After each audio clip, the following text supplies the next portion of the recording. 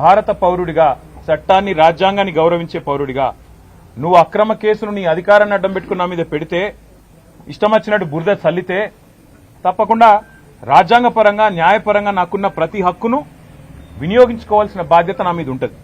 అందుకే నేను ఏసీబీ ఆఫీస్కు పోయినా లాయర్ తీసుకుపోతా అని చెప్పినా, లాయర్తో సహా విచారణకు హాజరవుతా, మీరు ఏం అడిగితే చెప్తా అని చెప్పినా నువ్వు భయపడ్డావు, నేను భయపడలేదు. నేను అర్ధగంట 40 నిమిషాలు ఎదురు చూసినా నీ వ్యవస్థ ఎందుకో గాని మరి నా నుంచి ప్రశ్నలు అడగడానికి వెనకకు పోయింది. అట్లాగే కోర్టుకు పోయినా, కోర్టులో హైకోర్టులో పిటిషన్ ఇచ్చినాం. ఏమని? ఇది అక్రమ కేసు, ఎఫ్ఐఆర్ తప్పు, ఎఫ్ఐఆర్ అనవసరపు సెక్షన్లు, అక్కరలేని సెక్షన్లు ఇష్టం వచ్చినట్టు పెట్టినారని చెప్పి వాదించినాం. సరే, కోర్టు ఏ కారణం చేతనైతే, ఎందుకంటే న్యాయ వ్యవస్థ మీద మాకు సంపూర్ణమైన గౌరవం ఉంది, న్యాయమూర్తుల మీద సంపూర్ణమైన విశ్వాసం కూడా ఉంది. ఇవాళ హైకోర్టులో మాకు తీర్పు కేవలం క్వాష్ పిటిషన్ కొట్టేసినారు. దానికే కొంతమంది ఎంత సంతోషపడిపోతున్నారంటే, కాంగ్రెస్ వాళ్ళు ఏదో నాకు ఉరిశిక్ష చేసిండ్రు, లేదా నేరారోపణ అయిపోయింది, రుజువు అయిపోయింది, మొత్తం కేసీ అయిపోయింది అని చెప్పి సంకలు గుద్దుకుంటా ఉన్నారు. ఆ సన్నాసులకు నేను చెప్పేది ఏంటంటే, ఇది స్టార్టింగే, ఇప్పుడే ఇంత ఆగమైతే ఎట్లా? మేము ఆల్రెడీ హైకోర్టులో ఏదైతే క్వాష్ పిటిషన్ కొట్టేసిండ్రో దాని మీద సుప్రీంకోర్టుకు పోయినాం.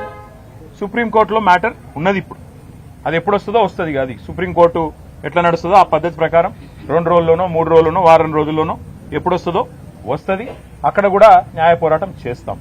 అట్లాగే నిన్న మీరు ఏదైతే నా హక్కులకు భంగం వాటిల్లే విధంగా వ్యవహారం చేసినారో, నేను విచారణకు చట్టాన్ని గౌరవించే పౌరుడిగా హాజరై అక్కడ ఏ సమాధానం అడిగినా చెప్తానని పోయినప్పుడు లాయర్లతో రావద్దంటారు. నేను చెప్పిన మీరు దొంగలు, ఎందుకంటే మీరు గిట్లనే చేసింది ఇదివరకు కూడా. పాపం మా పట్నం నరేందర్ రెడ్డి ఆయన ఇయ్యని స్టేట్మెంట్ ఇచ్చినట్టు బుకాయించి వెంటనే మీడియాలో లీకులు ఇచ్చే దౌర్భాగ్యులు మీరు. నేను నమ్మను మిమ్మల్ని, మా లాయర్ బరాబర్ ఉండాలని అడిగిన. రేపు అందుకే కోర్టుకు కూడా పోతున్నా, హైకోర్టుకు కూడా. నాకు న్యాయవాదుల సమక్షంలో విచారణ జరగాలి అని కోరుతూ హైకోర్టుకు పోతున్నా. తప్పేమున్నది అందులో?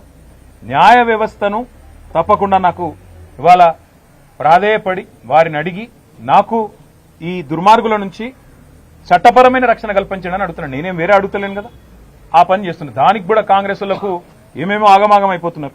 ఇక కొంతమంది మంత్రులైతే వాళ్లే న్యాయమూర్తులు అయిపోతున్నారు, వాళ్లే శిక్షలేస్తున్నారు, వాళ్లే చెప్పేస్తున్నారు నెక్స్ట్ ఏం జరగబోతుంది, ఇదేమైతుంది అదేమైతుంది.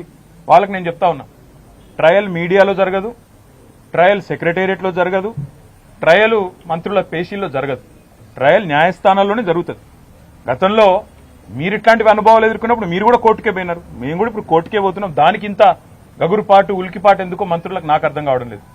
మళ్ళా చెప్తా ఉన్నా, అరపైసా అవినీతి కూడా జరగలేదు, రూపాయి అవినీతి కూడా జరగలేదు.